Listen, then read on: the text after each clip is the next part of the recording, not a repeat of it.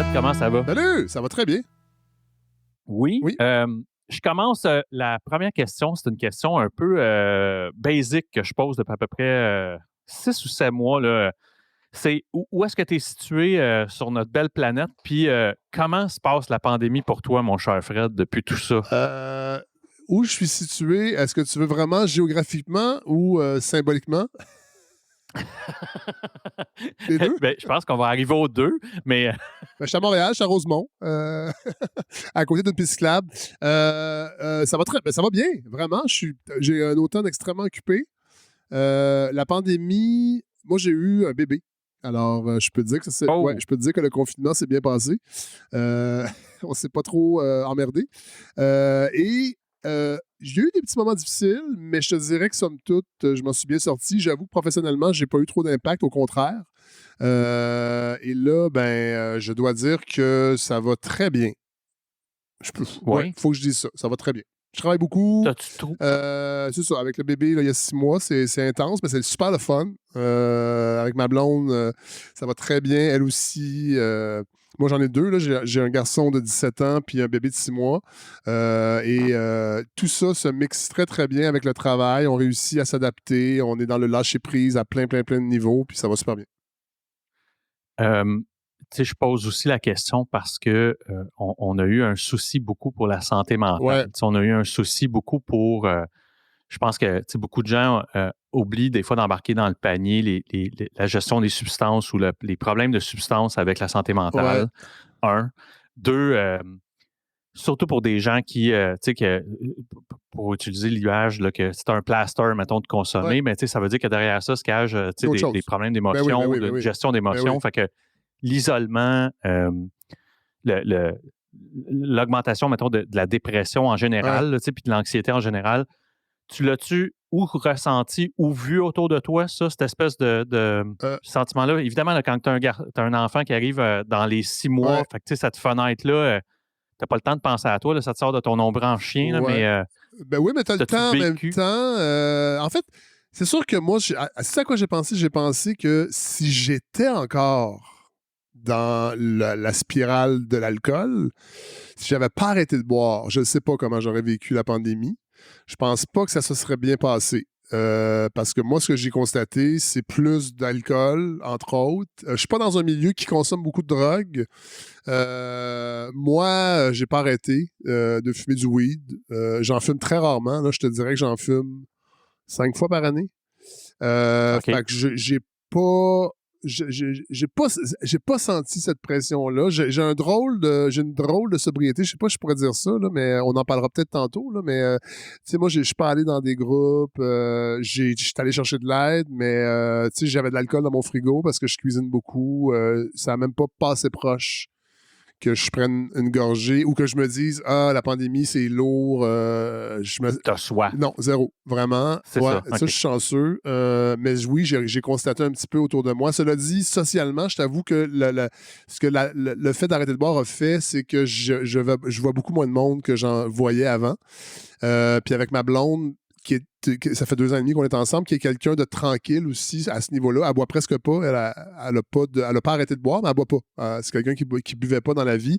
Et avec la grossesse et tout, c'était même pas un enjeu. Mais on était dans notre bulle, en fait, un petit peu. Puis, je travaille dans les médias, fait que j'ai quand même vu du monde. Fait que j'avais ça, j'avais cet équilibre-là. Mais je sais que ça a été dur pour certaines personnes. Mais dans mon entourage, proche, là, non, j'ai pas. J'ai été chanceux. Là, tout le monde semble s'en être sorti relativement bien. Ouais, puis, c'est drôle, tu dis ça, parce que, moi non plus, j'ai pas ressenti la soif. Par contre, il y a des moments où ce que tu dis, ça n'a pas de sens. Je dis souvent que, je suis ma femme qui est extrêmement sociale, elle va dire de moi que je suis plus casanier ou sauvage, mais c'est moi qui se soit mis à m'ennuyer des gens, à côtoyer des gens, à dire, voyons, il me semble que j'inviterais du monde à souper. Puis, fait que, ce qui m'indiquait que pour quelqu'un qui déjà vivait de l'isolement, ça doit être effrayant. Ça doit être et ça a dû être super, super tough. Puis je pose souvent la question parce que je trouve qu'on en... moi, j'en ai fait du meeting, puis je l'ai souvent dit, moi, les meetings virtuels, ça ça n'a pas eu l'effet escompté, là, du tout. Non, je comprends. Je peux comprendre qu'en dernier ressort, quelqu'un dit ben, c'est mieux ça que rien. Ouais. Moi, je basculais vers c'est peut-être mieux rien. Ouais, Fait que, non, je comprends. Ouais, je comprends. Même c'est l'exercice du podcast, pour moi, c'était un exercice d'échange humain. Puis ça a pris une couple d'enregistrements pour dire OK, ça va être ça. Je veux continuer le projet, je veux continuer cette journey-là en général, mais ça va devoir être quelque chose qui ressemble plus à ça parce que les circonstances le forcent. Et parce que je fais des enregistrements que c'est un peu plus bête un lundi soir de descendre à LA pour aller enregistrer avec quelqu'un. Oui. Fait que j'arrive. C'est plus bête, mais c'est ça. Je sens que. Puis j'ai un souci puis une pensée pour l'effet un peu post-traumatique de tout ça. En tout cas, fait que je te posais la question à cause de ça. Je pense souvent à ces gens-là, à ceux pour qui c'est un peu plus en anglais, ils disent retour à la programmation régulière. Je commence la plupart du temps mes entretiens avec mes invités sur quand on recule la cassette de Fred. C'est quoi que tu considérerais comme les premiers éléments marquants qui définit qui tu deviens ou qui tu es ou comment tu vas qu'est-ce qui va, mettons, être quand je dis qui tu es, comme si je le ramenais à on s'identifie pas par les enjeux ou les problèmes qu'on a dans nos vies, mais je vais prendre mon exemple. Moi, je reviens souvent à un exemple bien bête où est-ce que mon père, là, au printemps, va me confier le siphon des skidoo, simplement pour me montrer, pas me pratiquer, mais me montrer le principe du siphon. Il fait, tu tires ça sur le tube, puis tu le vides dans le 5 gallons, puis en manquant mon coup 2-3 fois, je pogne un buzz, puis à 46 ans, je suis encore convaincu que 98% des kids auraient chié dans leur culotte quand ça arrive, puis pas moi. Moi, j'ai pas eu peur de cette affaire-là. Fait que je trouve que c'est un élément qui définit qui je suis. Ne serait-ce que par mon espèce de désir tout le temps de buzzer, entre guillemets, là, de triper. Tu ramènerais ça où, toi, ça, pour toi, mettons, dans ta jeunesse, ou qui t'es comme kid, mettons, au début? C'est drôle parce que c'est dur à répondre à cette question-là, parce que moi, quand j'étais jeune, j'étais assez tranquille. Tu sais, mettons, 7, 8, 9, 10, 11 ans, là, gros fan de BD, je faisais beaucoup de sport. C'est ça. J'avais de la facilité à jouer seul. C'est plus à l'adolescence que le switch s'est fait. Beaucoup de confrontations avec mes relations avec mon père, qui était quelqu'un de pas très validant. Je me rappelle de commencer à piger dans la réserve de Laurentides, dans le sous-sol, vers peut-être 14-15 ans. Plus 15 que 14. Commencer à aller de 14-18, les soirées sans alcool de danse et d'acheter un 6-pack de la Batte légère. Parce que j'aimais pas beaucoup la bière. Puis je trouvais que la Batte légère était. Elle goûte moins. Ouais, elle goûte moins. Puis elle est quand même 5%. En fait, je pense que c'était 4% d'alcool. Mais, tu sais, rien de. Pour moi, rien de hors contrôle. Mon père est quelqu'un qui buvait quand même. Là, mon grand-père est un alcoolique que mon père a rentré à Maison Jean Lapointe. Là, c'est vraiment délirium tremens, la grosse affaire. Mon père, c'est un alcoolique fonctionnel. Fait que, tu sais, l'alcool était présent, mais dans la maison, dans les parties. Mais, tu sais, j'ai pas de souvenir là, la drogue, c'est arrivé. Ben, la drogue, le pot, entre autres, est arrivé beaucoup plus tard. J'ai fumé quelques fois à l'adolescence, mais c'était rien de marquant, rien pour me donner le goût. Moi, c'est plus en arrivant à Montréal, où là, ça a parti début vingtaine. Là, T'étais où avant ça? Oh, je me suis promené beaucoup. On a déménagé plusieurs fois. Québec, Saint-Jean-Richelieu, Drummondville, Granby. OK. Ouais. Fait que, mais tranquillement, pas vite, c'est ça. Boire de la bière, tablette, parce qu'elle n'était pas dans le frigo, elle était en bas. Fait que, tu sais, en cachette quand même, mais pas tous les jours, mais quand même, de façon assez soutenue. Puis moi je pense que c'est de l'anxiété, en fait. Puis ça a pris une trentaine d'années avant que je me rende compte que j'étais anxieux. et l'alcool a beaucoup, et le pot a beaucoup servi à calmer ça, en fait, jusqu'à il y a 4 ans. Fait que comme kid, avec du recul, est-ce que tu considérais, tu sembles me dire que tu étais assez introverti? Non, comme je n'étais pas introverti, mais j'étais tranquille. Mais j'étais un gars qui maîtrisait déjà l'humour, j'étais dans la classe, j'étais quelqu'un qui parlait beaucoup, qui aimait ça, faire le clown, mais j'avais une partie de moi aussi, j'étais bien tout seul, j'étais capable d'être tout seul. Puis comme j'ai déménagé souvent, j'ai passé souvent des étés à attendre que l'école recommence dans ma nouvelle ville. Ouais. Fait que je passais des étés seul à m'inventer des jeux. Moi, j'aimais beaucoup le sport. Je m'inventais des ligues professionnelles, puis je simulais des parties. Je m'inventais des systèmes pour simuler, comme des jeux de table que j'inventais pour faire des ligues de sport. J'aimais beaucoup le sport. Je marquais des matchs des expos à la radio, là, à 12 ans. Là, c'est geek en Christ. Là. J'achetais des boards pour marquer les games au Canadian Tire. J'écoutais le baseball, puis je marquais les games, puis là, je faisais des petits commentaires à la fin là, sur la page. Mauvaise performance de Charlie Lee avec un gros point d'interrogation. C'est un peu geek. Fait que c'est ça, je n'étais pas quelqu'un de... j'ai commencé à fumer à 16 ans, mais à l'adolescence, là, je me suis rendu... En fait, je me suis pas rendu compte. Je m'en suis rendu compte plus tard, mais je suis quelqu'un d'intense. Ouais, ça, c'est pas parti, puis ça partira jamais. L'intensité à plein de niveaux, puis quand tu embarques dans l'alcool, l'intensité, tu es capable de faire un esti de bout avec ton intensité dans le... Ça coûte plus cher. Oui. Ça coûte plus cher, pas juste monétairement, mais ça hypothèque plus rapidement que remplir des cartes de baseball. Dans le sens que, c'est ça. Quand tu collectionnes, mettons, j'ai collectionné comic book pendant le cégep. Oui, ça coûte cher, mais ça fait juste à faire des boîtes pesantes qui ne servent pas à grand-chose. Touche pas, elle mint. Elle very mint. Calice. Tu parles de geek. Ah non. Fait que, comment... est-ce que est-ce que tu as déjà planifié ton parcours du côté académique? Toi, tu parlais que tu étais comique, au niveau de la communication, tu tripais. Est-ce que c'est déjà un parcours académique que tu t'étais donné quand tu grandis? Non, parce que au secondaire aussi, j'allais au collège et j'ai été expulsé en secondaire 4 parce que j'étais trop intense. Défier l'autorité... révolte adolescente. Fait que là, j'ai su que mon parcours académique allait être pas simple parce que je savais pas trop ce que je voulais faire. C'était pas clair. Je voulais être journaliste un bout de temps, je voulais être avocat un bout de temps, mais je savais que j'aurais pas été capable de me concentrer à l'école. Et là, arrive le cégep, et là, je fais de l'impro. En fait, je suis tout le temps au cégep, mais jamais dans mes cours. Fait que la radio m'intéresse, mais c'est flou. Et je suis pas dans un environnement familial où on te pousse vraiment de façon positive. Fait qu'il y a j'ai perdu beaucoup de temps, à combattre ça.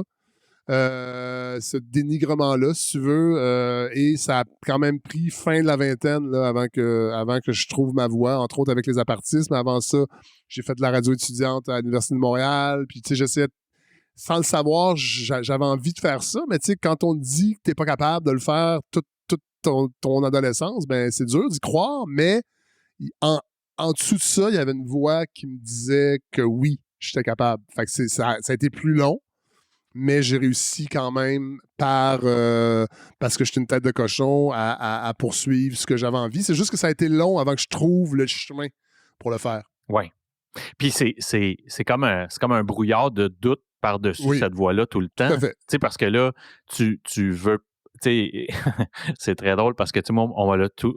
Dans mes premiers jobs adolescents, c'était à Place Versailles, c'était un Saint-Hubert Express, puis quand il est venu pour me crisser de voir, le gars, il m'a assis à la fontaine, moi je m'en allais rentrer, puis il dit non, viens, on va jaser, puis il dit Alexandre, je vais te donner une étiquette, puis je pense que ça va te suivre longtemps. Il dit t'es un anticonformiste, puis je vais te demander d'aller lire qu'est-ce que c'est, parce que il dit je pense que tu vas être pris avec ça, il dit t'es tout jeune, puis il faut que tu fasses attention. Quand tu dis pris, c'est que à 46 ans, je travaille encore pour des corporations, de grandes compagnies américaines, mettons, puis si je laisse aller cet instinct-là, très facilement, je ne fit pas. Puis à un moment donné, c'est comme, bon, ben, OK, tu sais, je vais l'enlever, mon asti de boucle d'oreille, parce que je la gardais juste parce que je savais que ça faisait chier, tu sais, ou tu sais, fait que, fait que, tu sais, mais au-delà de ça, tu as raison que l'espèce de brouillard de doute,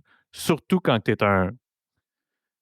pas anticonformiste, mais tu sais, l'espèce de côté un peu rebelle, ou en tout cas, tu sais, t'aimes ça te tenir un peu deux roues sur la garnotte de cette autoroute-là, là, tu sais, c'est encore pire parce que là, t'es là, ben. Ben, c'est pire, mais en même temps, c'est un maudit beau moteur pour continuer. Oui. Fait que, tu sais, j'ai compris que ça allait être long, mais j'ai aussi compris que ça allait être le fun.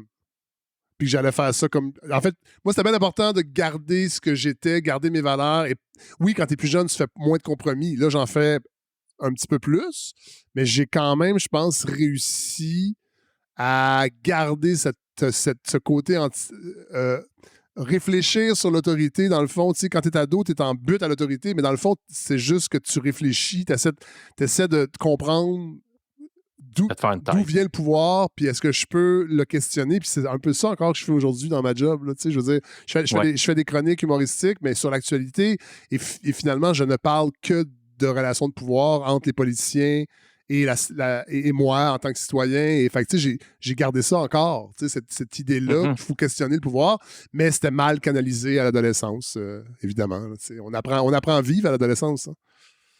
Absolument. Non seulement ça, c'est que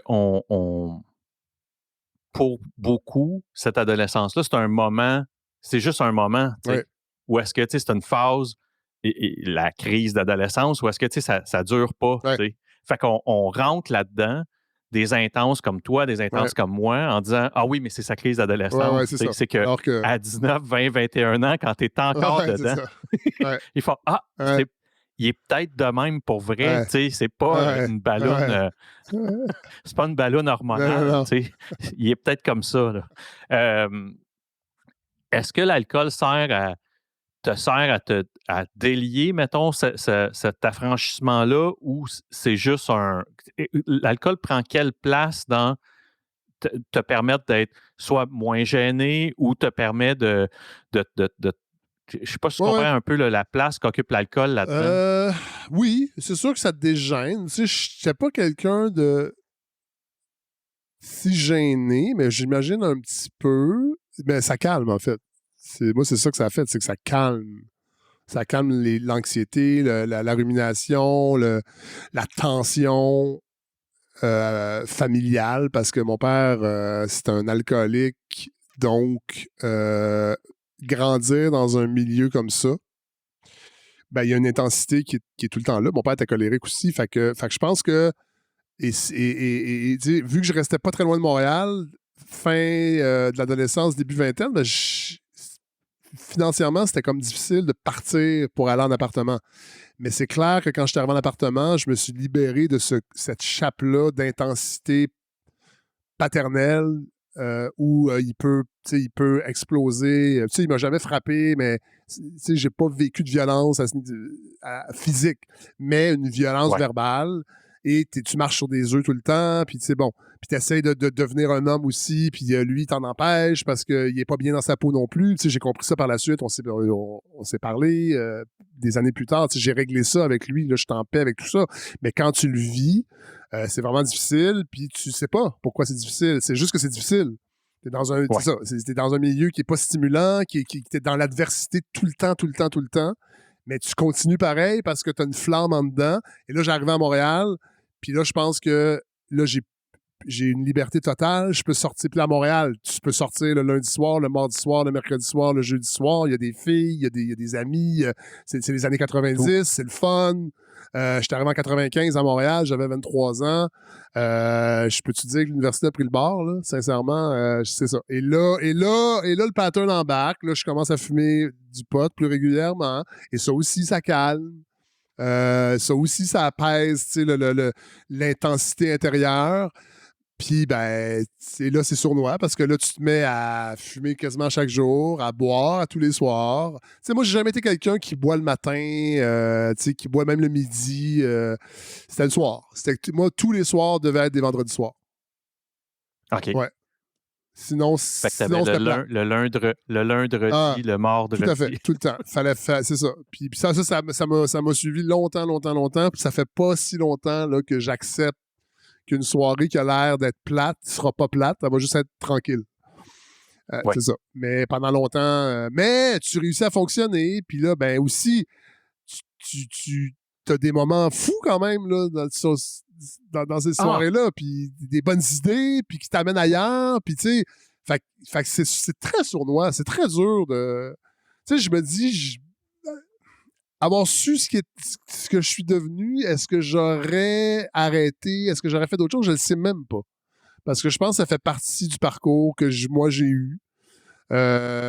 Puis, je regrette rien, tu sais. Je peux pas dire, hey, si j'avais su, j'aurais pas fait ça, ou je sais pas, parce que c'est ça, mais comme moi, je suis pas un polytoxicomane. Tu sais, je sais qu'il y a des gens qui ont des parcours bien plus élevés à ce niveau-là. Puis, tu sais, à un moment donné, j'étais capable d'arrêter. Tu sais, j'ai jamais fait de poudre. Tu sais, genre, j'ai jamais touché à la coke parce que je savais que si je touchais à ça, c'était fini, là. J'ai jamais fait de drogue dure. J'ai fait des drogues récréatives. J'ai été moche, buvard, tout ça. Mais, tu sais, j'avais toujours mes limites intérieures pour faire non, on va pas là. Parce que tu t'en reviendras pas. Tu sais, ça fait longtemps que je sais que je suis intense, tu sais. Oui, puis c'est drôle que tu dises ça parce que je pense que j'ai jamais caché aux auditeurs du podcast que j'ai et mes invités, on a eu du fun en crise. Tu comprends? Vraiment, là, des moments que... Tu sais, j'ai longtemps dit dans ma vie que un être humain là, qui a jamais essayé, mettons, l'acide, a passé à côté de quelque chose. Tout à fait. Après ça, moi, j'ai croisé des gens que avant aux vacances scolaires, il y avait les dernières sorties scolaires, là, ils essayaient l'acide, puis quand je le revoyais en septembre, ils me reconnaissaient pas. Non, ça, c'est ça, Tu comprends? Fait que j'ai vu, tu parlais de polytoxicomanie, moi, j'ai vu ça à 13, 14, 15, 16 ans, tu sais, où est-ce que, hey, salut, Marc, tu sais, t'es qui, toi, Chris? Oh, OK, lui, il aimait ça plus que moi. Là, mais moi c'est ça, c'est que moi, j'ai été chanceux parce que j'ai découvert ça quand même tard, début vingtaine. OK. Fait que je pense que ça m'a aidé, ça, parce que plus jeune, je ne sais pas ce qui serait arrivé si j'ai fait ça au Salon du Livre. T'as-tu une idée, Fran? Ben ça, Tu sais, fallait... Non, c'est pas fou, mais... c'est pas fou, mais ça peut être dangereux. Le métro Bonaventure, il est long à traverser là-dessus. Mais tu sais, je cache jamais aux gens que il faut que ça ait été le fun pour arrêter d'être le fun. Ben oui. Parce que sinon, t'as pas de... T'as aucun... t'as rien pour lequel tu peux identifier. T'sais. Fait que ça a longtemps été hyper trippant, des moments intenses. J'ai jamais ri autant. Jusqu'à temps qu'à un moment donné, tu ris pas ou plus. C'est ça. Puis là, t'es là, OK, mais j'ai juste soif. Qu'est-ce qui se passe? Puis tu parlais de soirée plate. Quand ta soirée plate, même dans ta soirée, mettons, plate, il y a systématiquement une bouteille de quelque chose. T'es là, OK, mais là, il y a quelque chose. En fait, il y a aussi le fait de vieillir qui aide. Parce que moi, c'est sûr qu'à un moment donné, le déclic qui fait, OK, là, je pense que j'ai un problème, puis faut que je fasse quelque chose, c'est que ton corps ne suit plus, là. Tu n'es plus capable d'être fonctionnel. Parce que quand tu es jeune, tu peux te coucher tard, tu peux être torché, tu peux dormir 3 heures, aller travailler.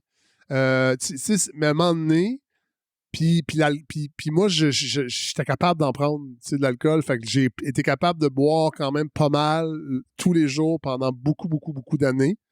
Jusqu'à temps. Puis il y a eu aussi des trucs plus personnels. C'est-à-dire, parce qu'évidemment, avoir un problème d'alcool, ça vient avec toutes sortes d'affaires. Avec des relations toxiques, des relations amoureuses toxiques, avec des entourages toxiques. Puis à un moment donné, en vieillissant aussi, ben, tu as des petits moments de lucidité. Puis là, tu te rends compte que hey, je peux plus être là-dedans. Fait que c'est facile de prendre la décision. C'est pas facile de prendre la décision, mais à un moment donné, ton corps ne suit plus. Tu te lèves le matin, tu commences à manquer des réunions au travail. Ben, quand tu es jeune, ben, j'étais en appartement avec 5 gars. Je veux dire, ça nous coûtait 100$ par mois de loyer chacun. Je veux dire, manquer ta job ou perdre ta job, c'est pas grave. Là, je travaillais à temps partiel. Puis là, rendu plus vieux aussi, ben, à un moment donné, tu te rends compte que, OK, là, ça commence à plus pouvoir fonctionner là, parce que j'étais avec du monde pas cool. Comment ça fait que j'étais avec du monde pas cool? Ben, j'ai la tête dans le cul, c'est pas compliqué. Là. Fait il y a ça aussi. Puis à un moment donné, tu découvres la lucidité, toute la beauté qu'il y a à rencontrer du nouveau monde. Puis ça devient plus facile d'accepter ton nouveau mode de vie, mais de garder en tête que ça a été le fun quand même. Si c'était pas le fun, on arrêterait bien avant, tu sais. Ben C'est oui. ça le problème. Il y a un point intéressant que tu amènes, c'est toute dépendance amène son entourage de codépendance aussi. Ouais. C'est-à-dire que je ne sais pas avec qui je parlais de ça, puis je pense même pas que c'est sur le podcast où ce que je disais.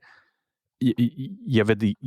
Moi, j'ai eu une grande relation avec laquelle j'ai eu 2 enfants, dans laquelle j'étais dedans, là, jusqu'aux dents. Puis j'ai dit, il y avait tout un phénomène là-dedans où est-ce que elle, comme codépendante, ben, elle savait comment leverager un peu émotivement le fait que je n'étais pas un papa ou un jeune homme responsable. Puis j'ai jamais découché, là, je ne tombe pas là-dedans, mais je veux dire, juste par le fait d'être un Christ de lâche à la maison, là, juste ça, ça faisait en sorte que ça lui donnait de la monnaie d'échange. Puis moi, en même temps, ça me donnait des laissez-passer. C'était comme une espèce d'échange hyper malsain. Tu parles de toxicité, c'était hyper toxique, forcément, parce que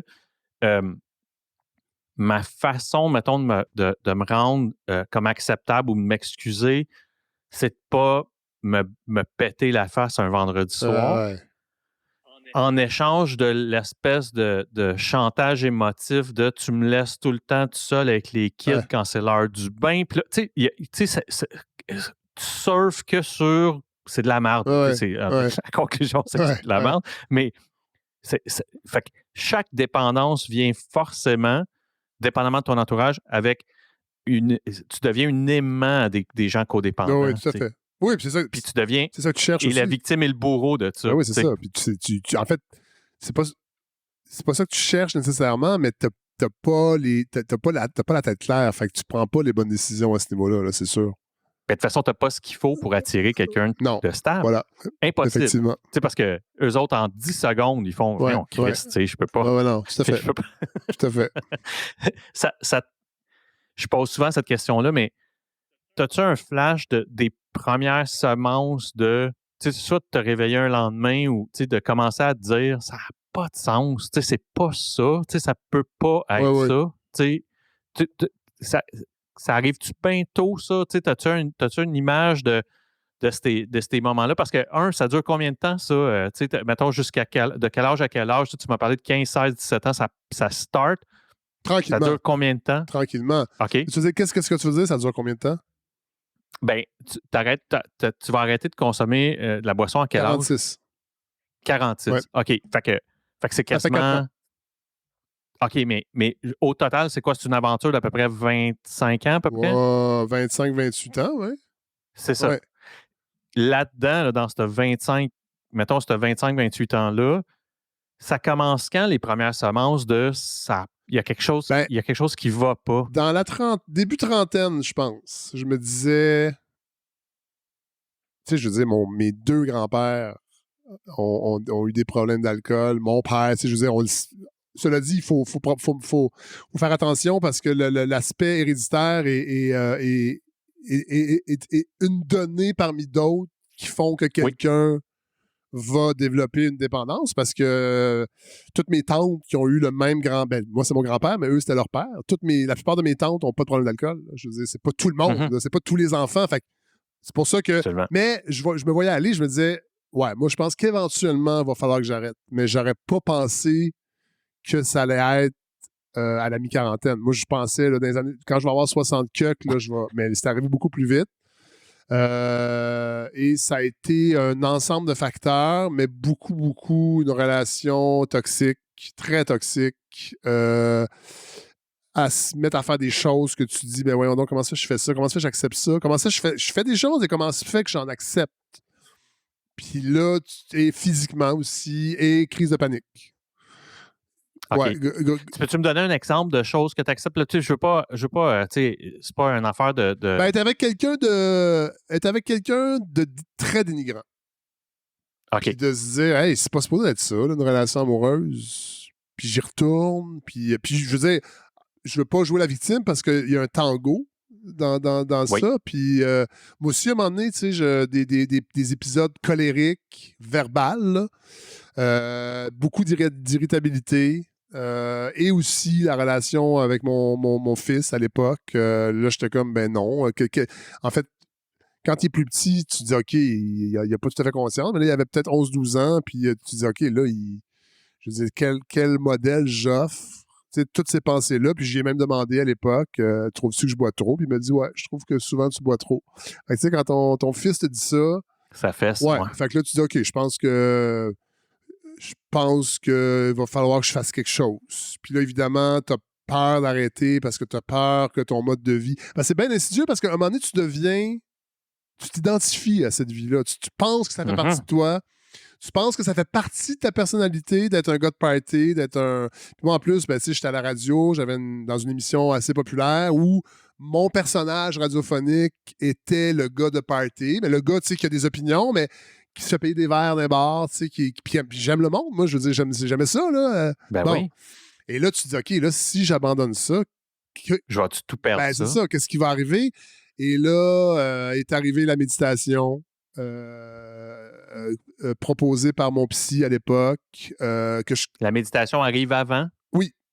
Mais okay. oui. Puis j'ai arrêté parce que c'est très dur de méditer quand t'es hangover. Évidemment. Mais tu sais, c'est ça. Je faisais du sport aussi. Je n'étais pas complètement à la dérive. J'ai pas touché le fond, je pense pas, mais ça s'en venait. Fait que j'ai comme réagi avant. Moi, j'avais déjà arrêté de fumer la cigarette. Fait que ça l'a beaucoup aidé à me dire, OK, je suis quand même capable de faire des affaires difficiles. Et oui, ça va être difficile, mais là, je suis écœuré de ce vie-là. Je suis écœuré d'être cette image-là que je me fais de moi-même. Puis le déclic s'est fait comme ça. J'ai trouvé quelqu'un sur mon chemin aussi qui m'a aidé, un espèce de parrain. Moi, je suis pas allé consulter. En fait, je suis pas allé dans des groupes style AA. Je n'étais pas fermé à ça. Mon grand-père était allé. J'ai encore tous ses livres. Mais l'aspect de groupe ne m'interpellait pas. Moi, je suis un autodidacte dans la vie. Fait que ça, je pense aussi, le fait j'ai arrêté comme un autodidacte, c'est-à-dire par moi-même. Ouais. Mais, tu sais, je suis allé au centre de l'art Cormier. Je suis quand même mis le genou à terre. Ça, je pense que c'est bien important de le faire, là, de se dire j'ai un problème, je ne gère pas bien. Ouais, c'est ça. Ouais, c'est ça. Est-ce que je me considère alcoolique? Je suis même pas sûr. En fait, je suis pas sûr que c'est important pour moi de me dire oui, je suis un alcoolique. Oui, c'est une maladie que j'ai. Moi, ça m'aide pas de me dire ça. Moi, ce que je sais, c'est que je gère pas bien l'alcool parce que je suis trop intense. Comme j'ai pas bien géré la cigarette parce que j'ai pas pu faire comme bien des gens, fumer en sortant. Moi, je fumais un paquet par jour pendant 26 ans à côté. Moi, je suis comme ça. Et là, c'est drôle parce que je fume le cigare, des petits cigares. Au début, c'était de temps en temps, puis là, c'est rendu à chaque jour. C'est pas une grosse affaire, mais ça me gosse parce que je suis comme ça. Fait que je sais qu'il va falloir que j'arrête complètement. Je pourrais pas me dire mais je trouve ça moins dommageable, si c'est la réduction des méfaits. Fumer des petits cigares que j'avale pas, je respecte pas la fumée. Ça s'est amplifié pendant la pandémie. C'était comme ma petite soupape. Mais tu sais, je le vois bien, c'est le même pattern là, que quand j'ouvrais une bière à 5 heures le soir. C'est comme un transfert de je suis stressé, je suis occupé. Bon. Et là, c'est mes petits cigares. C'est ton cadeau. C'est ça. C'est pas bon pour ma santé, mais c'est moins épais que ce que je faisais avant. Fait que pour l'instant, Puis il faut être bienveillant envers nous-mêmes aussi. Là. Je vais. Faut se donner un break. À un moment donné, il faut se crisser patience. Puis c'est drôle, tu parles de ça parce que je dis souvent que j'ai déjà vomi des bonbons. Ouais. Tu comprends? À trop à manger. Ben oui. Ouais. Fait que est-ce que fait que je peux pas mettre dans ce mix-là d'intensité que tu décris là, je peux pas mettre quelque chose qui fait mal. Mais non. Ouais. Je peux pas. C'est ça, je peux pas mettre quelque chose qui fait mal. Point. Fait que si c'est. C'est que si je tombe même dans la malbouffe, ou peu importe dans quoi je pourrais potentiellement tomber, il faut que je m'attende que ce comportement-là ou cette nature-là très excessive, comme quand je m'entraîne, je vais presque systématiquement m'entraîner jusqu'à me blesser. C'est ça. Là, j'arrive chez le chiro, j'ai le dos tout décrissé, puis là, elle fait encore, tu sais, ben oui, tu sais, encore. On va aller voir un ostéo à la place, je pense que ça serait mieux. Puis c'est très drôle, le parrain de mon garçon est ostéo, puis c'est le même principe où ce qu'il me regarde, puis il fait, mais tu t'es entraîné combien de fois cette semaine? Puis là, j'ai dit, puis là, il est là, Mais voyons, Ouais, ouais. tu sais, Mais qu'est-ce que tu fais? Tu sais, c'est sûrement, même si tu te blesses, c'est sûrement mieux ça que quelque absolument. chose de pas bon, de toxique. Mais Fred, ça fait aussi de toi le, le, le personnage dans les médias qu'on Oui, connaît. sûrement. Tu Oui, comprends? oui. Tu sais, comme moi, je travaille en vente, en technologie, Ouais, mais ça fait l'enragé ouais, dans mon travail au quotidien que je ouais, suis. ouais, ouais, ouais. Et c'est pour ça qu'il faut. Il y a un côté de moi qu'il faut qu'il remercie un peu ce trait de caractère-là. Pas un peu, qu'il remercie ce trait de Ouais, tout à fait, caractère-là. tout à fait. C'est ce trait excessif-là qui fait que tu as persisté, mettons, à travers, mettons, les commentaires quand tu étais plus jeune de tu devrais. Ouais, ouais, T'es peut-être pas ouais, capable. ouais. Ouais, C'est cet excès-là ouais. qui fait Mais que. je dirais intensité plus qu'excès, parce que l'excès, euh, je l'ai fait, mais tu sais, mais je pense que je suis moins là-dedans aujourd'hui. Tu sais, je suis moins excessif. Je suis encore intense, mais c'est bien canalisé. Puis le fait de méditer, là, c'est sûr que j'ai arrêté un petit peu la méditation, mais c'est quelque chose qui peut se reprendre. Ça fait plusieurs mois que je me dis qu'il faut que je reprenne, mais reste que le réflexe de la méditation, de se regarder aller, de prendre un pas de recul, je l'ai encore en moi. Fait que je le sais quand ça devient trop excessif. Je sais quoi faire pour désamorcer, mais j'ai. Je dis pas que ça a été facile d'arrêter de boire de l'alcool, mais je dois le dire que ça l'a été parce que j'ai pas de rechute. Je me sens pas fragile. Puis c'est pas parce que j'ai bien fait ça mieux que quelqu'un d'autre, là, parce que oui, je suis intense, mais là, j'ai compris que l'alcool, c'est pas bon pour moi. Puis c'est beaucoup plus simple de plus y penser. De pas me dire, ouais, je pourrais peut-être recommencer tranquillement la fin de semaine, un petit verre de vin. Tu sais, fait qu'il y a quand même, oui, il y a une intensité, mais je suis plus dans l'excès grâce au fait que je bois plus.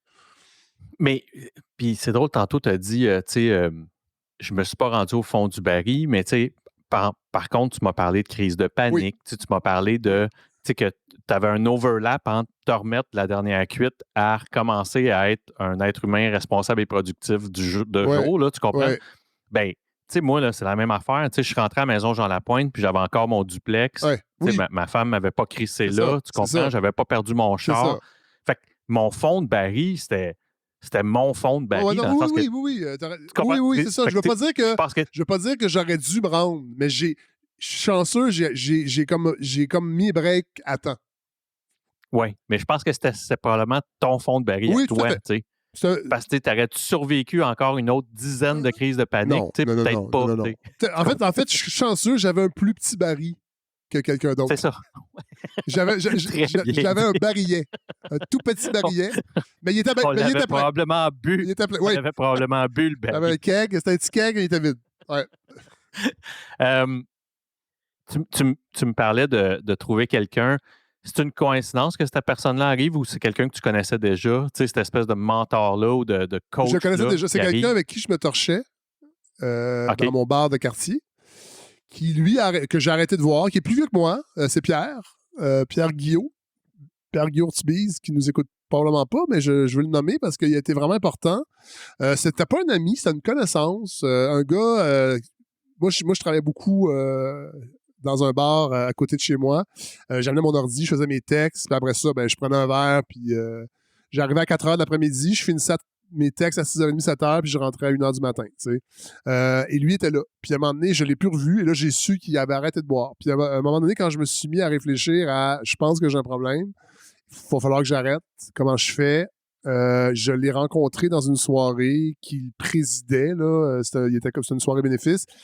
Et là, je me suis souvenu de ce gars-là, puis je me suis fait, OK, il a l'air bien, il a l'air cool, il a une vie le fun, puis il boit plus, donc c'est possible. Mhm. Puis j'ai rencontré un autre gars aussi, Pat Bellil, qui est un gars qui travaille en son, en production, monter des stages. Il travaille en production scénique.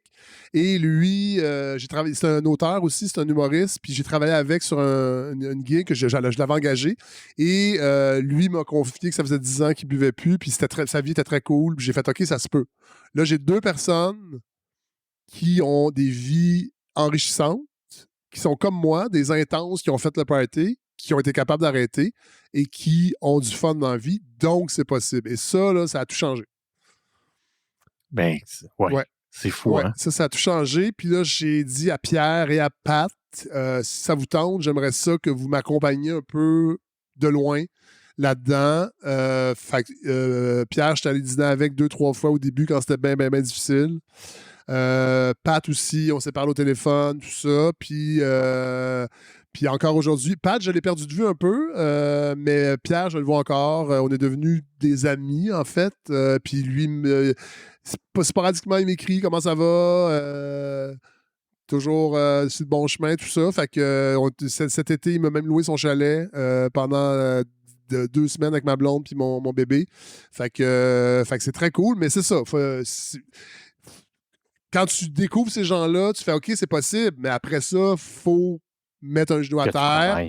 Puis se dire OK, j'ai un problème. Puis puis c'est Pierre qui m'a dit tu devrais aller à Dollar Cormier. C'est un centre externe. Moi non plus, il m'a dit moi non plus, je parle en groupe.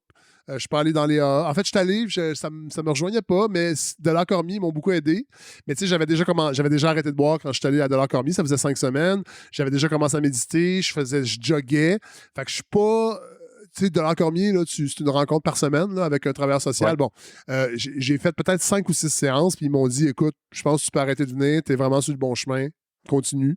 Mais c'est là que, dans le rendez-vous d'évaluation au début, là, quand tu te rencontres quelqu'un qui t'évalue, qui évalue ton parcours, qui t'es, ton réseau social, ton travail, c'est là que tu te rends compte de ton parcours de buveur d'alcool, tu sais, que tu as commencé à 16 ans, tu as commencé à boire chaque jour autour de 19-20 ans. Et là, tu te rends compte qu'il y a quelque chose qui ne va pas, puis tu as bien fait de venir, puis là, il va falloir s'occuper de ça. Puis c'est drôle, tu décris la chambre d'écho aussi. On parle beaucoup de ça, la chambre d'écho dans les réseaux sociaux, mais quand tu consommes, ta chambre d'écho n'est presque uniquement des gens qui consomment autour de toi. Puis, tu comprends? De me faire demander du papier à rouler sur la rue Sainte-Catherine alors que je n'étais pas en train de fumer un bat, mettons. Mais tu sais, quand je consommais, c'était quelque chose de courant. Tout à fait. La journée que je sors de thérapie, ça n'arrive plus, puis tu comprends pas. Mais on dirait que c'est ce que tu dégages. Là, je parle pas d'odeur. Non, d'énergie. Oui, c'est ça. D'énergie. Tout à fait. Fait que ta chambre d'écho, quand tu consommes, tu ne vois autour de toi que des gens qui s'en tirent malgré cette intensité-là, là, pour utiliser tes mots, mais qui s'en tirent malgré cette intensité-là.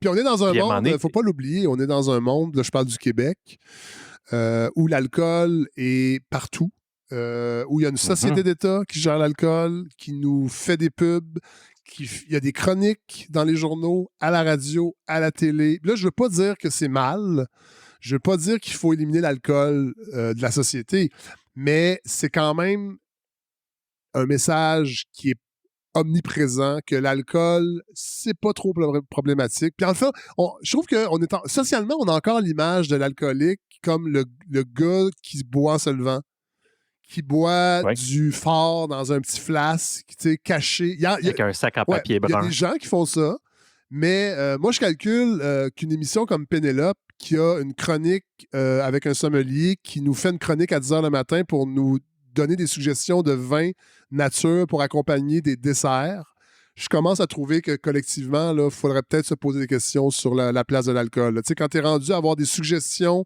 de vin pour du gâteau au chocolat, là, je pense que... Puis moi, je le vois, là, je veux dire, j'ai beaucoup d'épicuriens autour de moi qui sont des alcooliques. Mais on peut parler des recettes pompettes. On peut parler de... Tu comprends? Ouais, mais ça, les recettes pompettes, bon... Oui, on parlera pas de l'animateur qui est franchement problématique. Mais c'était... il se torchait, là. C'était ça le but. Mais quand tu as des chroniques à 10 h le matin, puis tu les entends boire de l'armagnac, que c'est donc bon avec une tarte aux pommes, puis c'est le temps des pommes, puis à la radio publique, moi, je trouve ça plus problématique que des émissions trash comme Recettes pompettes. C'est aussi, je pense... on a la banalisation, mais au-delà de la banalisation, c'est qu'on a segmenté. Comme tu dis, l'alcoolique caricatural, il est en trench coat sale, il sent pas bon, puis il y a un sac de papier brun avec une King Can ou un 13 onces. il a perdu sa maison, sa C'est ça. femme, il ne sait plus où il habite. Puis ça, c'est l'alcoolique typique, exagéré, caricaturé.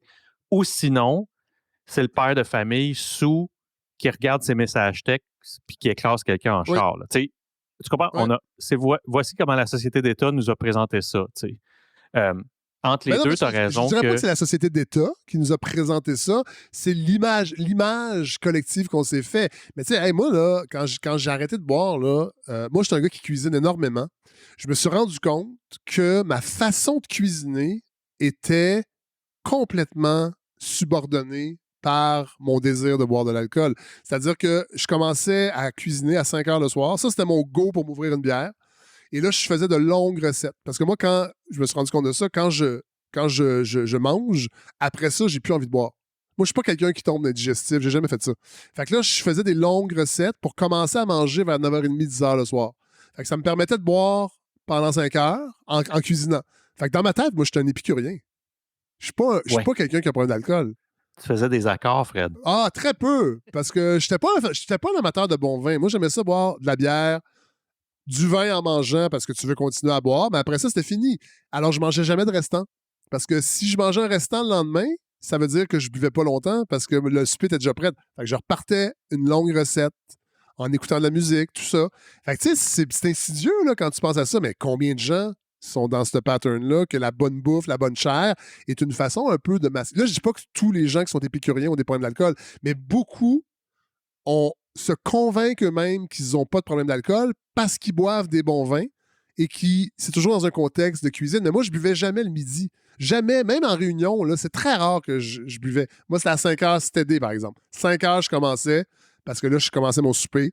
Puis c'était tout bio, des légumes, puis de la bonne bouffe. Mais c'est ça, tous les jours. Fait que l'épicurisme au Québec masque beaucoup, beaucoup je pense, plus qu'on pense de gens qui ont un problème de consommation d'alcool. Mais puis un va pas sans l'autre. Autant les gens se plaignaient de l'explosion des shows de cuisine. Ça vient presque systématiquement avec son segment agencé. Comment tu vas agencer ça? Tout à fait. Comment tu vas le mixer puis comment tu le places. Puis après ça, c'est vrai que c'est quand tu arrêtes que je pensais à des vacances où quelqu'un m'avait dit hey, moi, tu peux-tu croire, je pense dans la semaine, j'ai recraché 3 drinks où j'avais dit pas d'alcool dans mon drink dans le sud. Puis je regardais le gars, je dis c'est impossible, là, Chris, là, tu recraches pas ça, là, mais ça va m'être arrivé une couple de fois où est-ce que, puis là, à la fin, j'étais rendu nerveux, j'ai dit à ma femme, goody, parce que... Mais t'as raison, en vacances, c'est un stress. Parce que souvent, c'est pas ta langue, ils parlent pas français, puis là, tu demandes un Virgin Mojito. Moi, quand j'étais allé dans le sud, c'était au Mexique, puis c'était pas dans des tout inclus. Fait que, on n'était pas dans un environnement hyper alcoolisé parce qu'on louait genre des condos, puis on n'était pas dans des tout inclus où il paraît que c'est vraiment le party, puis bon. C'est le party. C'est pas la même chose. Mais t'as un petit stress. Moi, ça m'est arrivé une fois dans un restaurant Saint-Jean-Richelieu que j'ai pris une crème brûlée et je me suis rendu compte en la mangeant qu'il y avait de l'alcool puis il n'était pas chauffé parce que c'est pas grave. L'alcool chauffé, bon, je cuisine avec du rhum encore de temps en temps puis j'ai pas de stress de retomber. Mais là, c'était pas marqué dans le menu. Puis j'ai dit au gars, je dis, hey, ça se peut-tu qu'il y ait de l'amaretto dans ta crème brûlée? Il dit, ah oui, mais vous l'avez pas marqué dans le menu. Moi, c'est beau, là, je vais pas retomber, mais quelqu'un d'autre pourrait facilement retomber. Là. Faites attention, mais on dirait que c'est comme un problème individuel. Hein? Les gens se disent ça, qui gèrent ça d'une certaine façon, mais oui, il y a une part individuelle, mais il y a une part collective. Là. Les tiramisu au Venti dans le Vieux-Montréal, le gars m'avait dit, moi, je savais pas que ça venait de facto dans un tiramisu. Puis là, j'y goûte, puis je suis comme, Chris, il me semble, ça te sort quasiment par le nez, Puis là, j'appelle le serveur, puis je dis, écoute, puis il me regarde, puis il fait, ah ben oui, mais nous autres, on se donne, c'est ça. On le laisse plus longtemps, puis j'ai fait, OK. Puis là c'est ma faute, parce que, bon, dans le sens que ça vient par défaut, mais c'est comme si tu ne laissais pas évaporer un coq au vin puis tu te vantais que ton coq au vin, il te rendait chaud d'ail. Il y a de la torque, ouais. Tu fais comme, là, t'as triché, là, tu m'as pas... Mais mon premier coq au vin, m'a surpris, tu sais, puis pas dans le bon sens. Ouais, ouais. Tu sais, j'ai comme fait, OK, mais ça goûte le vin Ouais. pour vrai, là, Ouais. tu sais. C'est pas, y a pas, Non, je non. comprends qu'il n'y a pas C'est pas une d'alcool, là, expression. mais non, c'est ça. C'est pas pour le fun, là. Euh, Une des dernières questions que j'ai pour toi, Fred, ça ressemble à quoi non, j'ai 2 questions. La première, tu m'as parlé de cannabis tantôt. Oui. Tu m'as dit que tu as gardé ça un peu qui gravitait autour de Ouais. toi. Tu peux-tu élaborer, tu sais, comment tu gardes une relation saine, tu sais, quand tu m'as parlé beaucoup de ton intensité avec beaucoup de choses que tu as pu Ouais. croiser tu sais, dans ta vie, tu sais, comment tu gardes une relation saine avec ça, Ouais. mettons, le cannabis? Là, je le sais que c'est très anti-AA, hein, ça, de Absolument. fumer du Je weed t'entends. et d'arrêter de boire. Non, mais puis je vais juste ouvrir la parenthèse. Tu sais, moi, je suis issu de ces endroits-là. Ouais. Tu sais, j'ai fréquenté, puis encore Oui, aujourd'hui, oui. tu sais, je suis parrainé par quelqu'un Moi, je les juge pas, ces endroits-là. Je dis pas que ça marche pas, là. Exactement. Ouais. Puis moi, c'est vraiment l'aventure du podcast qui m'a ouvert l'œil sur... parce qu'au Québec, on a 2 choix. Moi, j'ai essayé la réduction des méfaits, ça a été une catastrophe pour moi. Ouais. Tu sais. Ça a été... En fait, j'ai préparé ma rechute chez Delors Cormier. Ah ouais, OK, je comprends. Ah ouais. Tu sais, Ouais, ouais. j'ai fait... Ouais, Ah ouais, OK. ouais, je comprends ce que tu veux dire parce que moi, je suis pas allé à Delors Cormier dans une optique de réduction des méfaits. Moi, je sais que c'est leur approche à eux, mais Ouais. moi, c'était clair que je touchais plus à l'alcool, là. Fait que Ouais, c'est j'ai ça. pas essayé de me dire je vais essayer de boire Ah, la je fin me de suis semaine. vendu ça à côté. Ah non, je comprends. Non, moi, c'était clair que C'est ça. je voulais juste m'assurer que j'étais sur le bon chemin. Puis je me disais, ça se peut pas que je fasse ça complètement tout seul. Il y avait une petite voix qui disait Fait qu'on a une relation binaire au Québec. Tu sais. On a une relation qui est soit la réduction de méfaits ou la plupart, pour ne pas dire la totalité des centres de thérapie Pelado et tout ça, sont basés et assis sur les 12 étapes, sur les A, et autres fraternités qui finissent avec un A. Ce qui fait que c'est seulement en entreprenant le podcast que j'ai rencontré des gens qui développaient leur sobriété, leur abstinence sur, mettons, de la thérapie basée sur la musique. J'ai parlé avec des gens des Premières Nations qui la basent sur de la méditation et de la rythmique, de la percussion amérindienne dans des cercles de percussion. J'ai rencontré plein de gens qui m'amenaient d'autres angles là-dedans. Ce qui fait que s'il y a 10 ans ou même, il y a 10 ans, j'avais eu cette conversation-là avec toi, Fred. Là, je regardé, dans ma tête, je serais comme « Ah non, on fait pas ça. » Je suis obligé de dire aujourd'hui que je me fie 100 fois plus à comment tu te sens aujourd'hui. C'est pour ça que ma question est autour de moi, je le sais que j'étais d'abord et avant tout un poteux, ensuite un alcoolique. Mais ni un ni l'autre aujourd'hui, même 16 ans plus tard, je sais en dedans de moi que j'aurais pas une belle relation avec ni une ni l'autre. Fait que c'est pour ça que je suis curieux de savoir un peu comment tu gères ça. Ben, je le gère facilement parce que ça me tente à peu près jamais d'en fumer, mais ça arrive encore de temps en temps. Puis comme je te disais tantôt, moi, je suis un intense, mais je suis plus un excessif. Fait que, donc, je tombe pas dans l'excès avec ça, tu sais. Mais c'est ça, j'en ai fait. J'en ai fumé plusieurs années à tous les jours, là. Pas des quantités énormes, mais c'était tout le temps. Parce que ça... C'était de l'automédicamentation, tu penses? Tout à fait. Puis comme je fais moins d'anxiété, puis je suis plus vieux, puis j'étais avec... puis j'ai un enfant, je pourrais plus, tu sais. Puis même que des fois, je me dis, ça serait le fun à soir, tu sais, je suis en congé demain, je vais écouter de la musique, tu sais, avec des écouteurs, puis ça peut être le fun, fumer un petit joint, puis avoir un trip musical. Mais ça me tente plus. Là, après ça, je me disais, je vais le faire. Puis là, j'arrive au moment où je me dis, là, ça serait le temps. Tout le monde est couché. Puis ça part. Le goût part. Fait que, tu sais, je le gère pas. C'est juste que des fois, ça arrive encore. Puis la plupart du temps, ça arrive plus. Fait que j'ai pas besoin de le mettre de côté. Tu sais, j'ai pas besoin de me dire, je touche plus à ça pantoute. Je vais te poser une question. Puis, Alex, je bois encore de la bière sans alcool. Parce que ça, je sais aussi que.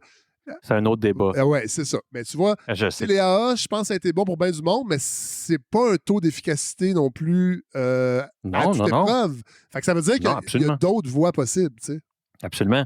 Puis tu sais, tout comme ta bière sans alcool, te fait du bien, dans le sens que ça te satisfait Ouais, puis ça fait la ouais, job.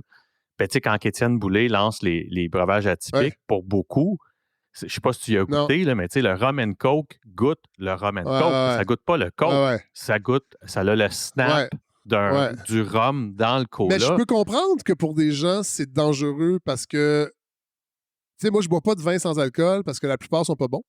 Mais Oui, j'en ai trouvé un pas pire il y a pas si longtemps, puis j'avoue que ça va pas me donner envie de boire, mais je pense à ceux qui sont plus fragiles, de boire ça, ça pourrait être une passerelle, tu sais, vers... il manque de quoi? C'est un peu comme les véganes, tu sais, moi, je mange presque plus de viande, mais j'aime manger des fois du Beyond Meat qui ressemble tellement à de la viande, mais je peux comprendre que oui, c'est bon parce que si tu manges comme de la viande, t'en manges pas, mais en même temps, t'es comme encore les deux, un pied dedans, tu sais. Fait que je pense que Ben pour oui. les... Je peux comprendre que pour des gens, tu sais, qui ont fait les AA, que ça peut être difficile de... Puis moi, je me rappelle au début là, de boire des bières sans alcool comme quand je buvais de la bière, là, c'est-à-dire les caler quasiment, là, tu sais. Ben oui, ben Donc oui, ben oui. ça s'est amenuisé avec les années, là. Fait que là, c'est vraiment juste que j'ai envie d'avoir du pétillant houblonné dans la bouche, tu sais. C'est pour ça que je bois des bières sans alcool. Des fois, je me fais même de l'eau pétillante houblonnée qui existe sur le marché, là, parce que le houblon, ça goûte bon pour moi, tu sais. Oui. Fait-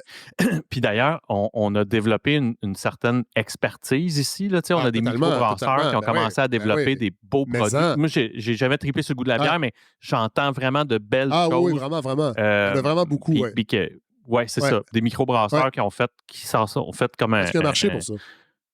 c'est ça, Ouais, ouais. exactement. La question que j'avais quand tu me parlais du cannabis, est-ce que. Puis là, je me fais avocat du diable parce que je te parlais de mon côté un peu Ouais. anticonformiste. C'est une espèce de réserve du rebelle en toi qui fait comme Chris, vous me priverez pas de tout ça, fait que je me garde ça. Tu sais. Non, non, non. Je te dirais que le cigare, peut-être un peu des fois. C'est OK. le petit côté. Ah ouais, hein, tu trouves que ça sent pas bon, mais garde, c'est ça. Je vais t'en fumer un. Non, j'exagère, là, mais oui, il y a un petit côté, je pense, de. Ouais, il me reste ça un peu, tu sais. Ce petit côté-là, Ouais. un peu scratchy, tu sais. Mais le pot, non. OK. Il reste rien de ça, vraiment pas. C'est juste que ça se peut, j'en achète plus. Là. Il m'en reste. J'étais allé à SQDC au début de la pandémie, là, il m'en reste encore pour te dire. Là, puis j'en ai pas acheté de grande quantité. OK. Fait que c'est vraiment pas. Mais tu me dirais, là, hey, va falloir que tu abandonnes ça. Puis je te dirais, mettons, faudrait éventuellement, ça me dérangerait pas. Ça serait pas un deuil, là. Mais c'est juste que OK. je vois pas la nécessité de complètement me fermer à ça. Tu sais. Mais Non, puis je pose la question parce que il y a des affaires, mettons, en tout cas dans ma vie que je garde, puis c'est pas, comme tu dis, c'est pas néfaste, puis tout, mais il y a des gens qui pourraient regarder en disant, ben, tu sais, puis là, t'es comme, ben là, tabarnak, ouais. là, tu sais, c'est quoi, tu veux que tu veux que je l'évite, là, Non, tu c'est veux ça. que Ouais, non, non, c'est ça. Puis, ouais, non, il faut se garder faut s'encanailler un peu encore. Là. je pense que oui, définitivement. La dernière question que j'ai pour toi, pour vrai, c'est, ça ressemble à quoi, une diète quotidienne saine pour toi, Fred? Autant au niveau physique, spirituel, mental, comment tu sais que t'es dans tes bottines? Quand, tu m'as parlé de la méditation, Ouais, faut que ça revienne parce ouais. que je le sais que fait que ça ressemble à quoi dans l'espèce de template d'un régime sain euh, régulier pour toi? Ben, le sport, moi, j'en ai fait beaucoup jeune. J'ai arrêté pendant longtemps. Puis quand j'ai arrêté de fumer, donc il y a 8 9 ans, j'ai commencé à jogger. Puis ça, je trouve que ça fait vraiment du bien. Puis on le sous-estime, même si tout le monde le sait que ça fait du bien, mais on le sous-estime. Et tu vois, là, ces temps-ci, j'ai moins le temps. Puis je m'en ressens un peu, puis je me dis, OK, il faudrait que je recommence. Fait que le sport, la bouffe, bien manger, ça, c'est vraiment primordial. Puis l'alcool, ben, ça amène aussi un régime alimentaire qui vient avec ça, qui est pas toujours sain, c'est-à-dire très viandeux, beaucoup de sauce. Tu vas dans un bar, ben, tu te retrouves au délit à 3 heures du matin à manger un club poutine. Puis ça aussi, ça, à longue, fait que bien manger, moi, ça, je pense que c'est vraiment. Ça a l'air cucu, là, mais c'est vraiment primordial. Puis, se retrouver soi-même, apprendre à vivre tout seul. Je pense que c'est vraiment. Là, je sais qu'on parle probablement des gens je connais pas ta crowd, là, mais ça doit être beaucoup des gens qui ont soit arrêté ou qui veulent arrêter de boire ou de... Bon. Mais avec les années, je me suis rendu compte que c'est ça, la clé, c'est d'être bien avec soi-même.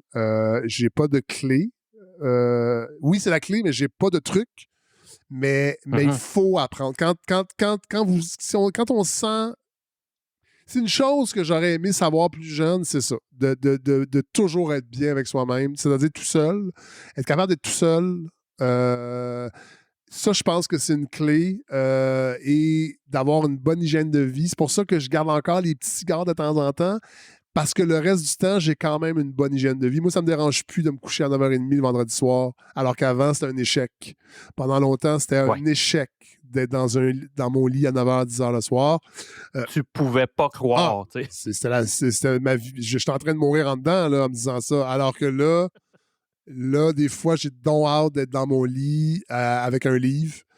Mais je pense que une bonne hygiène de vie, je pense que c'est vraiment essentiel. Ça passe par où, toi, Fred, quand tu dis te retrouver seul? C'est-tu littéralement de te retrouver seul? Ben tu m'as parlé de méditation tantôt. Là, c'est sûr que c'est plus difficile. C'est-tu d'écrire? C'est-tu de... Oui, mais je suis pas quelqu'un... Écoute, moi, il faut que j'écrive beaucoup pour mon travail. J'aime pas beaucoup ça écrire, mais j'aime ça quand mes textes sont finis. Fait que, tu sais, je peux pas dire que le geste d'écrire, c'est quelque chose qui est un bon. Qui est méditatif. Non, c'est ça. Non. Mais de faire des affaires qu'on aime. Tu sais, moi, j'aime encore beaucoup cuisiner. Puis ça, c'est vraiment très moment présent, hein, la bouffe. Fait que ça, c'est vraiment important. J'aime écouter de la musique. Suivre ces passions-là sont vraiment importantes. Puis l'anxiété, c'est plus sournois aussi qu'on pense parce qu'on pense beaucoup que c'est avoir peur de choses, mais des fois, c'est la rumination, c'est recenser les mêmes affaires. Moi, c'était ça. Ma forme d'anxiété, c'est que je ruminais. Je ruminais des affaires, des choses que j'avais dites, des situations. Genre, tu repenses tout le temps à la même situation avec une personne. Et ça a pris du temps avant que je me rende compte que je faisais de l'anxiété. Fait que ça, je dirais, d'essayer d'être. C'est ça que la méditation, la force de la méditation apporte, c'est de devenir observateur de tout ça. De plus être pris dans ces idées-là. Fait que, puis consulter, moi, ça, quand même avant que j'arrête de boire, j'ai souvent été voir des psys sur des périodes de plusieurs semaines, plusieurs mois, puis pas avoir peur. Des fois, c'était vraiment juste une hygiène mentale, là, c'est même pas d'attendre d'être en crise. Puis ça, je pense que, j'en ai parlé un peu aussi quand j'ai arrêté de boire, puis il y a encore du monde qui m'écrivent, qui veulent arrêter de boire, puis qui trouvent que ce parcours-là leur ressemble plus que les autres, tout ça. Fait que, puis je leur dis toujours ça, d'aller voir, aller chercher de l'aide avec un psy ou une psy. Puis de la méditation, moi, ça a été central pour arrêter de boire d'alcool, là, la pleine conscience. Là, j'ai beaucoup lu là-dessus. Ça m'a fait du bien de lire là-dessus. Puis ça m'a fait du bien de méditer. Mais évidemment, comme souvent ce genre de choses-là, quand ça commence à aller mieux, t'arrêtes de les faire. Mais là, je me dis, parce que j'ai encore des pensées anxieuses, là, je vais les avoir toute ma vie probablement. Là. Tu règles pas ça comme ça, mais je sais que je les laisse plus prendre toute la place. Mais je pense que de recommencer à méditer, ça me ferait du bien. C'est juste de trouver le moment, ça c'est plus difficile. Mais ça reste. Quand tu commences à faire ça, là, ça reste. C'est des réflexes qui restent. Puis ça aide vraiment beaucoup, beaucoup à garder cette vie-là que j'ai, que je suis vraiment content. Là. C'est sûr que mon amoureuse actuelle, je ne l'aurais jamais rencontrée si je n'avais pas arrêté de boire. Là. Puis en fait, je l'aurais vue, puis j'aurais vu passer, c'est tout. Là. Puis ça, c'est bien important. Même chose pour elle, probablement. Totalement. Ben oui, elle me le dit. Si je buvais encore, on serait pas ensemble. Mais tu sais, je parle, j'écris souvent, puis je parle à des gens qui me demandent comment j'ai fait pour arrêter tout ça, puis qui ont peur de laisser aller cette vie-là. Mais c'est ça que ça fait, l'anxiété, c'est que ça t'empêche de voir les belles choses qui s'en viennent. Puis parce que tu fais jamais de l'anxiété sur du positif, tu fais toujours de l'anxiété sur du négatif. Fait que tu anticipes des choses qui, tu sais, je serais pas capable. Moi, je l'avoue, quand j'ai arrêté de boire, je me disais comment je vais faire pour rencontrer. Tu sais, j'étais célibataire. Non, j'étais en couple, mais ça allait pas bien. Je savais que j'allais être célibataire éventuellement parce que c'était plus une belle relation. Mais tu te dis comment je vais faire pour rencontrer une fille, ça se fait toujours dans un bar, tout ça. Puis à un moment donné, tu te dis, OK, garde, anyway, je suis rendu au bout, je vais laisser les choses venir. Puis ça, je le dis souvent à ceux qui me demandent conseil, laissez les choses venir. Parce qu'il n'y a rien qui dure. Les bonnes choses ne durent pas, mais les mauvaises choses ne durent pas. Les mauvais moments, ils ne durent pas non plus. Fait que, puis vous ne savez pas ce qui s'en vient. C'est pour ça que c'est important d'être bien ancré dans le moment présent, d'où l'importance de faire des choses qu'on aime. Tu sais, je disais tantôt être bien avec soi-même, mais c'est ça, c'est de faire des choses pour soi, puis qui nous permettent d'être dans le moment présent, parce que quand tu bois, c'est que tu as peur de plein de choses, tu es anxieux pour des affaires, tu es anxieux pour des affaires que tu as dit. À un moment donné, laisser les choses venir, lâcher prise. Je sais que c'est cucu, mais ça marche. Puis c'est un des exercices les plus complexes, lâcher prise, mais c'est probablement un des plus simples et un des plus bénéfiques dans la vie des gens. Ça, la méditation, ça aide beaucoup, beaucoup, beaucoup à apprivoiser le lâcher prise. Quand tu sors des remords puis des regrets de la veille puis des craintes que tu as pour demain puis que tu restes juste à là, qu'est-ce qui se passe là? Tout à fait. Il peut pas arriver rien. Non. Tu comprends? Il n'y a rien que tu peux pas, qui peut pas arriver que tu n'es pas prêt pour si tu restes dans le moment qui arrive. Exactement. Mais c'est sûr que si tu te demandes si il nous arrive toutes des affaires que quand tu les comptes, après ça, tu te dis, mais voyons, c'est quasiment pas possible que tu aies passé à travers de ça. Je passe à travers parce que ça arrivait, mais tu comprends, c'est tout. Fait que, Fred, merci énormément de ton temps. Merci à toi. C'était vraiment une belle conversation. Moi, je savais que tu en avais parlé, mais c'était pas... Puis je sais, pour avoir... dans les dernières semaines, j'ai parlé avec des gens qui sont dans les médias. J'ai parlé avec Judith Lucier la semaine dernière qui me disait, j'essaie de ne pas faire de ma vie... de ne pas approcher ma vie sous cet angle-là, puis je comprends totalement. Moi, j'ai arrêté à un moment donné, puis j'ai refusé des entrevues. J'en ai donné, cela dit, puis à un moment donné, j'ai arrêté. Il y a un centre qui m'avait demandé d'être porte-parole de leur campagne. J'ai refusé parce que je voulais pas. Je me rappelle une fois à radio d'avoir dit je veux pas être le Jean Lapointe des années 2000. Je regrette un peu parce que c'est un peu niaiseux comme remarque. Mais c'est mon côté baveux. Je comprends. Mais je voulais pas être associé à juste ça. Ouais. Mais il y a encore des gens qui m'écrivent, puis je leur réponds. Il y a des fois, il y en a qui veulent que je leur passe au téléphone. Des fois, je dis oui, des fois, je dis non, parce qu'il faut faire attention, je ne suis pas un thérapeute. Mais quand tu m'as parlé de ton podcast, j'ai dit let's go. Je peux pas dire que j'en parle tout le temps. Puis si ça peut, humblement, puis je sais que ça a l'air pas humble de dire ça, mais oui, si ça peut aider quelqu'un. Moi, j'avoue que j'aurais aimé ça, peut-être avoir des modèles. Parce que si les AA, là, ça t'appelle pas, quand tu poses des questions si tu vas arrêter de boire, là, tu penses qu'il y a juste les AA, ben, je pense que ça ralentit des fois ta prise de décision. Mais si tu as d'autres modèles, d'autres démarches, ça peut être cool aussi, puis ça peut inspirer du monde qui, comme moi, n'était pas interpellé par les groupes. Tu as raison que je pense que ce tamis-là, des AA, laisse tomber des gens qui avaient le désir d'arrêter. Mais que ça les appelait pas. Ça. Parce que, moi, des fois, là, puis je me rappelle avec Eliane, au début, j'allais à Sober Lab, puis là, il y a du monde qui était DA, puis qui me disait « Tu seras pas capable d'arrêter tout seul, c'est trop fort la maladie. » Puis, tu sais, j'étais comme « Mais pourquoi tu me dis ça? Ça, c'est toi, c'est ton parcours. Absolument. Mais moi, c'est pas ça. Je me sens pas dans l'emprise d'une maladie. Là. J'ai juste une mauvaise gestion d'alcool. Puis, mais je veux pas amoindrir ce que je vis, mais il faut faire attention des fois avec le discours unique, puis chacun a sa route, chacun fait sa route, chacun a ses affaires, puis je pense qu'il y a plusieurs démarches possibles pour arrêter de boire. En tout cas, moi, c'est l'alcool, là, mais... Absolument. Maintenant, parce que, puis, tu sais, je vais finir avec ça, si tu te poses la question, il y a quelque chose qu'il faut, je pense que, tu sais, à partir du moment que tu te poses la question... aussitôt que tu te poses la question... Si tu te poses la question que tu as un problème d'alcool, t'en as un. C'est le premier symptôme. Les gens qui n'ont pas de problème d'alcool se posent jamais la question. Exactement. Après ça, là, tu pourras décider, il y a plusieurs critères. Si tu bois seul, entre autres, mais le jour où tu te dis « Hey, j'ai-tu un problème d'alcool? » Sache-le, t'en as un. C'est réglé. C'est réglé, c'est fini. Là, rendu là, c'est de voir la grosseur de ton baril. C'est-tu un petit baril? C'est-tu un gros baril? Mais t'as un baril. T'as-tu le cul assis dans un petit keg ou juste sur le bord d'un immense baril pour les prochaines années? T'as absolument... C'est drôle ça. Fait que merci énormément, Fred, pour ton temps. C'était vraiment une belle heure. Puis au plaisir. Est-ce que, tu sais, les gens peuvent te trouver où en ce moment? Tu m'as parlé de ton podcast, tu m'as parlé sur lefredsavard.com, s'ils veulent entendre la balado, qui n'a rien à voir avec l'alcool. Là. Moi, c'est vraiment un truc sur l'actualité avec des entrevues. On parle beaucoup de livres, entre autres. On parle beaucoup d'essais, mais on a des chroniques. Hélène Faradji, Mathieu Bellil, Godefroy Laurando, on a plein de belles équipes. Sinon, sur Facebook, je suis assez facile à trouver. J'ai une page publique. Mais tu sais, vous pouvez m'écrire, mais pas trop non plus, parce que je suis pas un thérapeute. Mais des fois, j'envoie des liens, des lectures. Moi, ça a beaucoup passé par la lecture aussi. Lire là-dessus. Puis je trouvais qu'en français, il n'y avait pas grand-chose sur l'alcool. À part des témoignages, encore une fois, des AA. Puis je suis tombé sur un blog qui s'appelle Hip Sobriety, une fille fin trentaine. Et ça m'a vraiment... Elle a présenté ça de façon quasiment sexy d'arrêter de boire, comment ça a été cool.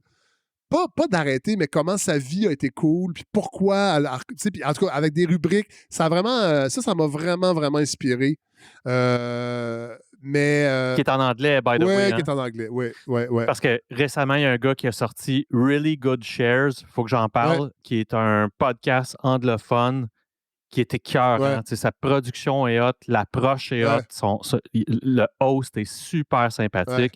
Fait que si vous êtes à l'aise avec l'anglais, Hip Sobriety puis Really Good Shares, là, c'est juste cool d'entendre que c'est pas austère, là, Chris. Là, c'est loin d'être austère. Ça peut être le fun. Ça peut être une expérience personnelle, enrichissante. Oui, c'est pas facile, mais c'est pas nécessaire. C'est pas un chemin de croix, puis on marche pas des kilomètres sur ses genoux non plus. Il y a des fois. C'est ça. Puis en fait, il faut que ça soit plus le fun. Oui. On va s'arrêter, on va partir de là. Oui, c'est ça. Si c'est moins le fun, il y a quelque chose qui marche pas. Il y a quelque chose que tu fais pas ou qu'il faut que tu fasses. C'est ça. Ou tu as des ressources à aller chercher, de l'aide, mais t'es pas nécessairement. Je pense qu'on faut se faire confiance aussi, puis on est plus fort qu'on pense. Absolument. Voilà, on fait Merci, dernière Fred. phrase, hein? C'est plein de sagesse. Salut. Exactement. Salut.